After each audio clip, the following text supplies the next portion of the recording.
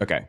I asked ChatGPT what we should have done, what the Germans should have done, for example, in World War II or leading up to it, before Hitler took power and immediately after he took power, to prevent all of that. Let me tell you what it told me. To summarize, here's what Germany could have done.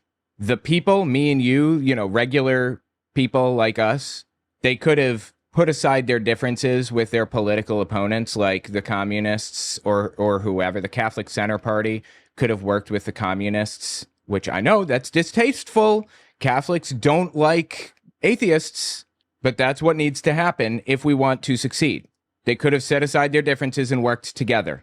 Number one, that's what we could have done in that situation. Number two, don't let anybody or anything sane wash this situation. Don't let anybody pretend that there's any both sides to be had here. There isn't. There is no both sides about this situation. The absolute worst that you can honestly say about, say, Democrats, for example, is that they're not doing enough. That's it. But guess what? We're all Democrats now, in effect. I understand you don't like liberals, that you would rather, like a leftist organization, leftist parties or whatever the fuck else. We don't have that luxury. We had that luxury 10 years ago when we weren't in a fully fascist regime, but we are now in a fully fascist regime. And it is time to start working together. Work together. Don't sane wash anything. Don't let anybody else sane wash anything. Push back against shit. The moment you hear it, you're on a Facebook group with your mom or something, and some fucking nutcase comes in and they start talking about how Trump is fixing blah, blah, blah, whatever the fuck. The reason they're pushing that type of shit in random places like Facebook pages is because they're trying to get this in front of faces, in front of eyeballs that wouldn't have seen it normally. You need to be the one to push back and make sure that everybody else knows that this shit is not normal or okay. You see somebody, some Trump supporter in the wild saying some psychotic shit, push back against it. Every time. Every time. Do not let them get away with that. Unchallenged. You see your insane uncle saying psychotic shit about Mexicans or whatever, push back against it. Do not let the other 30 people looking at that post on his page think that that's normal, that that's an okay thing to say or think, or that it's common. Because it wasn't common in Germany. People just didn't realize that it wasn't common because nobody pushed back. They were too afraid to. So don't sane wash, push back against it, and protest every opportunity you get. Those are the three things that you can do. And you know what else we can do as individuals? Here's another point on this. By the way, guys, check out my new shop, owenmorgan.com/shop. I have a bunch of really cool designs on there. Support investigative journalism. It specifically said not like commentators, basically. It's not about supporting people who are going to look at headlines and repeat them. You need to support people who are actually out there looking for the information, the real information, because when things start to fall apart, the headlines are going to be modified to more closely align to what the regime wants it to be. So be wary of political commentary. Be very sure that the commentator that you're listening to, like me, for example, knows what they're talking about, and they're also being very careful about the information that they take in. It's really safer to just take in information from investigative journalists that you trust. And not just that, but fund them, like through Patreon, for example. Ken Klippenstein would be a good example. Reuters is a good organization. AP News did not capitulate to Donald Trump on the Gulf of America shit. They would be worthy of supporting, for example, because they're on the ground doing this stuff. They're international, and they're not capitulating. That's another thing that you can do. Of course, support me, because that's what I'm doing. I'm following this stuff really closely and trying to prevent this from happening. But you should definitely be supporting independent journalism. I studied World War II extensively for my book that I wrote, Was Hitler an Atheist? It's all about religion during World War II and before in Germany. So give it a read if you want, Amazon and Audible. But I will give cultural context for like everything that it said here. Let's talk about before Hitler took power. Street battles between political groups, Nazis versus communists and social democrats, were common during the Weimar Republic. The Weimar Republic was the government that existed before Nazis took power. It was after World War I. They had lost World War I, and they were forced to sign the Treaty of Versailles and create basically a democratic government. And they did. They created a democratic government, the Weimar Republic, which was center right leaning, but it was really, really good, in all honesty. And that was the thing that Hitler was destroying, the Weimar Republic. So Nazis and communists used to fight bitterly in the streets. They would trade punch for punch, shot for shot, quote unquote, according to Richard J. Evans. When I say communists, I don't mean like communists like we have today. I mean like Soviet Union style communists. They were very violent and hateful and authoritarian. They were not the same as today's communists, who were by and large just like, you know, living in a capitalist world. And like, not that I'm communist, I'm just saying it was not the same thing. It just wasn't. So anyway, leading up to it, there were a lot of street battles between them. Left-wing groups warned about the danger of fascism and sometimes tried to organize resistance. But one of the biggest problems is that the left-wing, or the left side, the left-wing parties, they couldn't work together. The communists hated the Social Democrats, which is the left-wing, which was the left-wing party in Germany at the time, the Social Democrats. We would probably be Social Democrats today. They hated each other. And that hate, that division, led to a weakening of the resistance against the Nazi Party. That's the first lesson we can learn from this. Also, a lot of Germans underestimated Hitler, viewing him as a temporary populist or thinking he could be controlled once in power. Something that I think we've all learned about fascism is that it will make as many deals as it needs to get into power. The fascists will make as many deals as they need to get in power. And once they're there, they can't be controlled. They're going to do whatever they want. After Hitler became chancellor, 1933, early 1933, he was not elected. He was appointed by people that believed that they could use his charismatic, like the adoration of the masses, the adoration that people had for him. They believed they could use that. Paul von Hindenburg was the president, and he appointed Hitler chancellor. And chancellor is kind of like the role of president in today's, in the United States. The president's real power in Germany was to appoint the chancellor over anything else. So Paul von Hindenburg appoints Hitler chancellor. Early 1933 rolls around. The Reichstag fire happens, where a disgruntled Serbian guy lit the Capitol building on fire, basically. Burned it to the ground.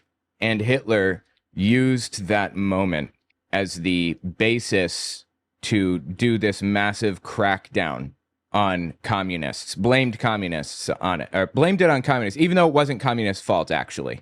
Communists had nothing to do with it. It was just a disgruntled Serbian guy. But as a result of that, he went on this whole arrest spree. He sent people around to arrest oppositional, political opponents and people like that, or people that, communists and anybody that could possibly be interpreted as oppositional to Hitler or the Nazis' goals. He had them all arrested. In March 1933, Hitler used the Enabling Act, which is pretty much the end of the line for any democracy. The Weimar Republic wrote the Enabling Act into their legal system because they wanted to be able to quell a civil war if one took place, which they saw on the horizon. So they wrote the Enabling Act into the law, which basically allows the president, or specifically the chancellor or whoever, to do whatever they want with no protections whatsoever. Their writing is dictate. Their writings are law. Kind of like executive orders, but there are checks on executive orders today. Like the Supreme Court can determine that they're not valid because they violate this thing or that thing or whatever. Anyway, he uses the Enabling Act and gives himself ultimate authority. And that's when things really started going downhill. Now, I would consider us kind of in that phase after the Enabling Act, right? Because Trump is pretty much ready and willing to do whatever. Like there are no lines that he's afraid to cross at this point. He's sending people to concentration camps and things. So I'm trying to understand where we are in that timeline and how we would, how people should like oppose what happened at that time. Trade unions were kind of the main oppositional groups. They were like the grassroots organizations of the time. Trade unions, Pipe Fitters Union 312 or whatever, or the Electricians Union. They would gather, they would meet and hang out, and they would talk, and they would do, they would protest, and they would strike, and they had some degree of political power because Pipe Fitters Union 312 or whatever it is encompass like a large subset of people. So the first thing Hitler did was to smash trade unions. Leaders were arrested and replaced with Nazi-controlled German labor front, quote unquote, because protest is the bane of any leader's existence. I know it feels like protest is pointless. It is not. It is not pointless. Protest does a lot for a movement. It draws attention to what's happening and gets people, it can get people whipped into a blood frenzy over real issues that really need to be dealt with. Sometimes protest doesn't work, like in the case of PETA, for example, because they do shock protest stuff. Like they'll go there and they'll put up billboards of somebody like taking a bite out of a cow, a living cow or something. And that's like disturbing and weird. And they haven't gotten their point across in the first place. Like nobody understands what they're trying to communicate or whatever. So that type of protest doesn't work, but getting out there on the ground and showing who you are and showing that you don't stand for it, that is valuable, about as valuable as it gets. And that is why Hitler tried to crush it as early as possible. So getting out there and protesting is your civic duty. That's one of the things that they could have done differently. The trade unions were smashed because Hitler feared protest. Get out there and protest, is my point. Here's what it said about why there wasn't more resistance. There was brutal repression. The Gestapo and the SA quickly arrested, tortured, or executed opposition figures. They would do things like brutality. I'm trying to say this in a monetary-friendly way. I just have to say it. They would do things like brutality porn. Like, they would film or they would photograph people being brought to concentration camps and having their heads shaved and stuff like that, shoved into like little cells and mistreated terribly. I mean, does any of this sound familiar, by the way? And that discouraged people from taking the next step to protest. They were afraid to protest. They were afraid they would be next. Propaganda convinced like a weird number of people, not just that this was true, but that everyone else believed that it was true also. They wanted to give the impression that the Nazi ideal was like about as widespread as it comes. Like everybody believed this. And if you don't believe this, then you're the crazy one. That's what they wanted to convince people of. So they put it in every paper. And they would, put accounts of people saying, oh, yeah, I believe in this and I think that and all that stuff. When in the end, really only about 15 to 20% probably were actually Nazi believers. 15 to 20%. I think historians peg it at closer to 15. But for a number of reasons, I think it might be closer to 20. For example, the number of Gestapo denouncement records they found, 12.5 million, compared to the number of people that were in the country, about 65 million. That puts it closer to 20%. But I don't know. Say 15 to 20%. They wanted to convince you that everybody believed this, that 50% or more believed in the Nazi ideals, the Nazi cause. And you would get people coming out of the woodwork that really did believe it, that you would never expect, like celebrities, famous musicians or whatever were true believers, and they would come out in support of the Nazi cause. When people hear their favorite celebrity, spreading this stuff, they believe that it's legitimate. And that brings me to my next point. Sanewashing was one of the biggest problems, like both sidesism, framing things up as though both sides are the same. Communists and fascists they're identical. They're equally as evil, equally as bad. And of course, communists in Germany were bad, but by this point in time, when Hitler was already in power, the main reason why he wasn't being removed from power is because people stopped working together, because they believed that they were above the communists or whoever. Do you have a problem with destiny? Get over it. You have a problem with Hassan Piker? Get over it. You have a problem with any of these people? Get over it. As long as they're not encouraging fascism, normalizing, or sanewashing fascism, as long as they push back against it in those moments, get over it. And if they do and if they do sanewash fascism, just don't talk about them. Just keep it zipped. Move on. That is what they should have done in Germany. The Social Democrats shouldn't have attacked their own, which is to say people to the left of hunting immigrants for sport. So here's what people could have done differently. Stronger unity among left-wing parties. This one is ChatGPT. Again, I already mentioned this. Democratic institutions holding the line. German elites and conservatives. Von Papen, which is the chancellor before, and von Hindenburg, which is the president that appointed Hitler. They thought they could control Hitler and use him to crush the left, when in reality, he stopped listening to anybody. The judiciary and the military failed to challenge him meaningfully, enabling the erosion of democratic checks and balances. Public awareness and media resistance. Many Germans were disillusioned with democracy during the Great Depression. The media didn't take Hitler seriously enough early on, and mainstream conservatives underestimated his ambitions. A more aggressive and truthful press could have exposed the Nazi platform's extremism before it gained traction. So here's what they could have done in Germany after Hitler took power. Like just the average citizen, this is what they could have done. The Reichstag fire, was used to declare a state of emergency. Widespread protests like strikes or civil disobedience might have made it harder to pass the Enabling Act, which gave Hitler dictatorial powers. So strikes, protests, that type of thing, civil disobedience, that's how you do it. You see what we're watching happen in LA right now? That is how you fight against this, civil disobedience. Refusing to capitulate, refusing to allow the fascists to continue on unchallenged.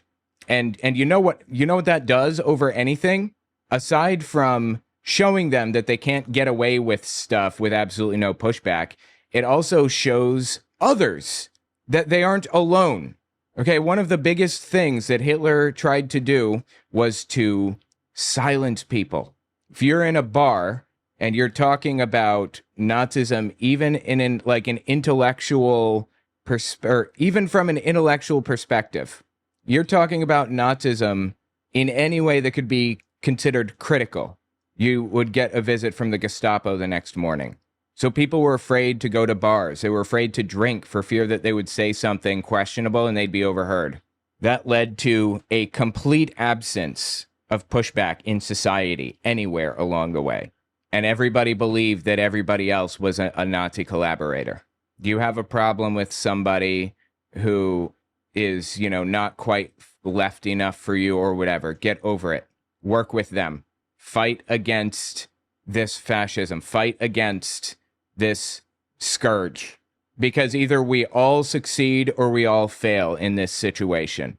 There is no scenario in which Hassan Piker loses and we win. Okay? We need to band together to fight against this. So civil disobedience is number one, probably. International pressure, not something that we can partake in, but international pressure would have helped the situation in Germany. And in the context of Germany specifically, I'm not saying that we should implement this part of ChatGPT's explanation of Germany. I'm just giving you what ChatGPT said about what happened in Germany or what could have turned the tide. Don't want that to be confused. assassination or coup attempts earlier on might have changed the tide. There were like 40 different assassination attempts at various points, and only 20 of them were really even worth mentioning. Only 20 of them had any chance of getting even close. And a couple of them got really close.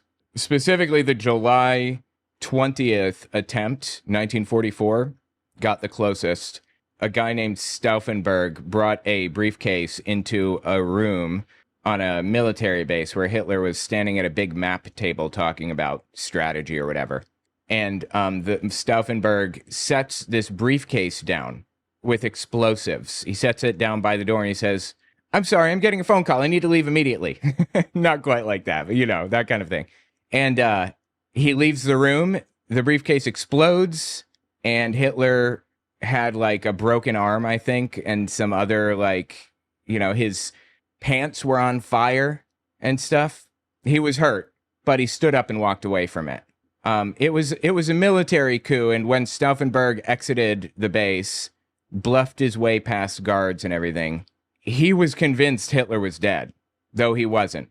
So he kind of came out and declared control over Germany and everything, and then Hitler came out of the woodwork, and it went south for him from there.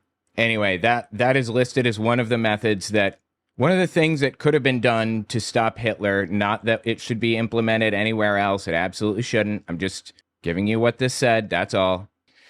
And here's why these things didn't happen. Many Germans were desperate for stability and jobs. Hitler offered easy answers, even though those answers were false. They weren't real. They were fictitious. They weren't ever going to help anybody do anything. Like with Trump, he's offering to bring jobs back to America by shipping immigrants out of the United States. That's not going to help anything or anybody. You think that's going to help you? It's going to make things worse. Shit's going to be more expensive now.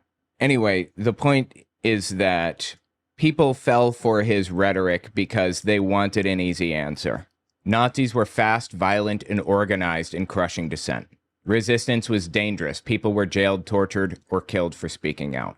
Unfortunately, that's the situation that we are now in. That we could be sent to, El Salvador or something for speaking out. Here we are, for better or worse. Now we have to do something about it. We have no choice. Here's the takeaway from ChatGPT. Here's what we need to learn. Opposition forces must unite early, even if they don't fully agree. We don't have to agree on, we don't have to agree on economic policy to work together. Democratic institutions must hold firm and refuse to cooperate. Mass mobilization and truthful, fearless media are essential. Complacency and appeasement and "it can't happen here" thinking are fatal mistakes. The window to resist closes fast when a movement is willing to use violence, rewrite laws, and seize media control.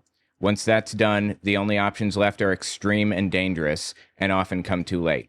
So, as for things that others can do, not necessarily us, but generally, if there's anybody out there listening who can do any of this, it's important for you.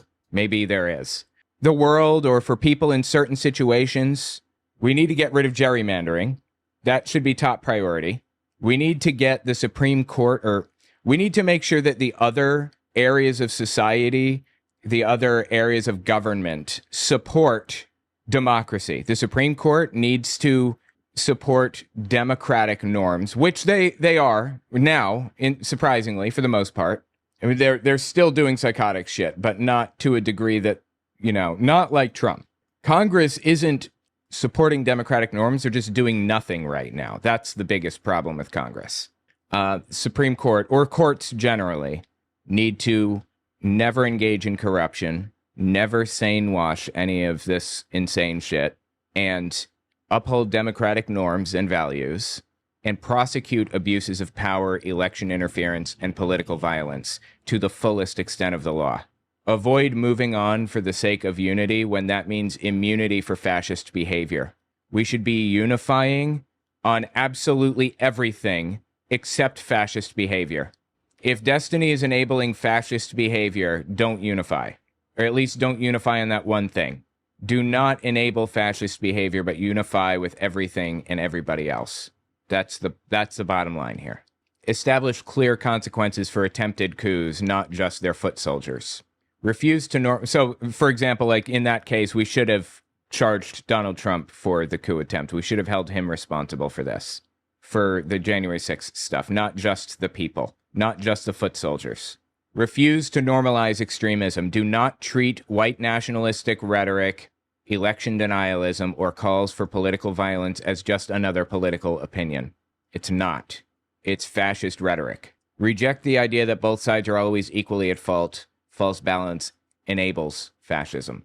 2, media. I've already covered some of this stuff, so I'm just reading it as we go, but I already know some of this. So here's number 2, media, tech, and cultural resistance. Support independent journalism. Combat disinformation. I covered that. Push back every single time. Refuse to amplify fascist voices for ratings. Media must stop treating hate-driven figures as entertainment or debate guests. Call things what they are. Fascism, white supremacy, authoritarianism, not just controversial views. So that one is valuable for me, personally. How do I embrace that? How do I incorporate that into how I do things? I'm not debating for entertainment. I am actually showing the things that they're doing that is psychotic. I'm not sanewashing any of this stuff. I'm not saying this is a legitimate viewpoint. I think that's the real issue here, is framing it as a legitimate viewpoint when it isn't. I think that journalists need to expose the extremism and insanity. That is a necessary component to this. But legitimizing it for views is not okay or valuable or helpful, and we shouldn't do that. That is probably one of the most important points. Debating is okay as long as it doesn't legitimize the opinions. I think, for example, The Line, like Jimmy Snow, Forrest Velkai, and Matt Dillahunty, and the way they do things, they're not legitimizing young Earth creationist views. The way that they frame it isn't as a legitimization of those ideas. So I think that's okay in that context. Civic and grassroots resistance. Organize and mobilize. And I can tell you guys how to do this if you don't know. Get with an organization like American Atheists, or, that's just a really good one. Secular Student Alliance, and other atheist organizations, because they are organizing on a grassroots level, and they're creating coalitions with other organizations, even Christian ones, like Americans United, for example. They're creating coalitions, which is extremely important right now. And like getting involved and funding protests and stuff. Volunteer for American Atheists. This is what I was looking for. Atheist.org/volunteer. What can you volunteer? How much time can you put in? What can you do for them? Can you show up? Can you argue with state representatives? Can you go to like school board meetings or whatever? Like they'll tell you where to go and when to go there and what to say when you get there and everything. They'll do the whole 9 yards. All you have to do is be a body in the street. This is how you fight fascism right here. Support mutual aid, union drives, and civic organizations that strengthen community power. Protest early and often when civil liberties are threatened. Show up to school board meetings, local elections, and community organizing, not just federal ones. Vote strategically. Prioritize coalition building and harm reduction in voting decisions. I know that you don't like harm reduction. I know that's a dirty word in our field or whatever, but that's what it has to be. That's what it has to be right now.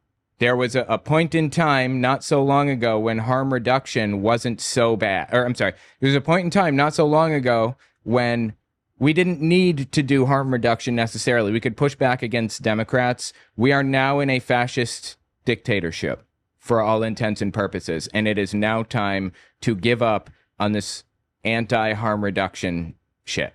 It's time to work together now, at any cost. Support down-ballot races. State legislatures and sheriffs matter a lot.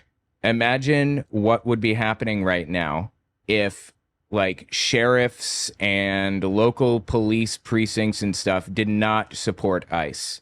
A lot of them don't.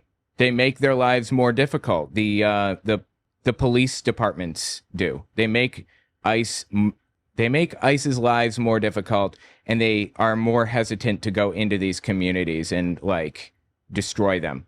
Down ballot races, especially sheriff's offices, those are extremely important. That's the bottom line here. All right, this is the last one. Cultural pushback in everyday action. Challenge fascist rhetoric in everyday life. Speak up when friends, family, or coworkers repeat racist, sexist, or authoritarian ideas. Create communities of solidarity where people feel safe resisting peer pressure or intimidation. Center marginalized voices. Fascism thrives on scapegoating. Defend LGBT, immigrant, Jewish, Black, and indigenous communities loudly and clearly. Remember, this was written for, fighting against Hitler in World War II. Jews are not the target of persecution by the fascist regime in this case, though. Not that, all minorities are important, of course, and if they're being oppressed in some way, then they need to be front and center of this conversation. But Arabs and Palestinians are more the center of persecution in this authoritarian regime than the Jewish community is. So we need to support anybody that's being persecuted, but specifically Palestinians, LGBT people, that kind of thing. Follow and support activists and journalists who are directly targeted by fascist movements. Practice radical empathy without excusing harm. Understand why people fall into extremist ideologies. Often it's fear, pain, or loss. Engage disillusioned people when possible, but don't coddle those promoting hate. Long-term cultural work. Teach history honestly, including slavery, Jim Crow, internment camps, and fascist movements in America. Fascism was created officially, I believe, by Mussolini in the 1920s, but, a lot of the fascist movements of the 20th century learned their strategies from the United States, like old race laws in the US from the 1800s, 1900s. Fascism has existed in some form, not officially, but in some form for a very long time. And we need to call that out, and we need to recognize it where we find it. Normalize anti-fascism as a moral stance, not an extremist one. It's the obvious position to be anti-fascist. And, Antifa was kind of framed as an extremist group targeted by the regime in the United States. And in Germany, by the way. Antifa was blamed for a lot of shit in Germany, too. But anti-fascist activities need to be normalized. And, if Antifa, the word, is viewed negatively, then start using the words anti-fascist instead. Call it anti-fascist instead. So here's the bottom line. Here's a quick and dirty list. Strengthen democracy. Punish authoritarian crimes. Fight disinformation. Organize locally. Speak up everywhere. Build solidarity. And never normalize hate or sanewash it. Fascism thrives when people assume it can't happen here, but it already has. In ways both soft, McCarthyism, and violent. Lynchings, internment camps, COINTELPRO. I don't know what that is. I've never heard of that. I should find out. The only thing that stops this is loud, uncomfortable, principled resistance at every level of society. And for the record, CCOT, as the forced labor camp there in El Salvador, it's fulfilling an identical role. And it is an identical thing to concentration camps in the 30s. Not death camps. It's not, as far as we know, there are no signs that there's like a death system there. But it is a concentration camp. And we need to make sure that we call that what it is. It's a concentration camp. Do not sanewash. Don't downplay. Don't let people get away with claiming this thing or that thing or whatever. It's a concentration camp. COINTELPRO, something I've never heard of, targeted civil rights leaders, black liberation movements, leftist activists, Native American groups, and anti-war organizers with the goal of preventing the rise of a black messiah, their words, who would unify and electrify black resistance, discrediting leaders like Martin Luther King Jr., Malcolm X, and Fred Hampton, sowing division within and between activist groups, destroying public support for movements like the Black Panthers and anti-Vietnam War movement, and maintaining the status quo and suppressing movements for systemic change. COINTELPRO, I guess is what COINTELPRO officially operated from 1956 to 71, though similar tactics were used before and after under different names. State-sponsored political sabotage. It didn't just spy, it actively tried to destroy movements for civil rights and justice from the inside out. Now, we can look at the methods used, can look at the things that they fear, and intentionally set out to do those things, like building community, fighting disinformation, supporting unity, like building coalitions with other groups. Black separatist movements, for example, we need to work with them, but not on separatism. It's unacceptable. We need to unify.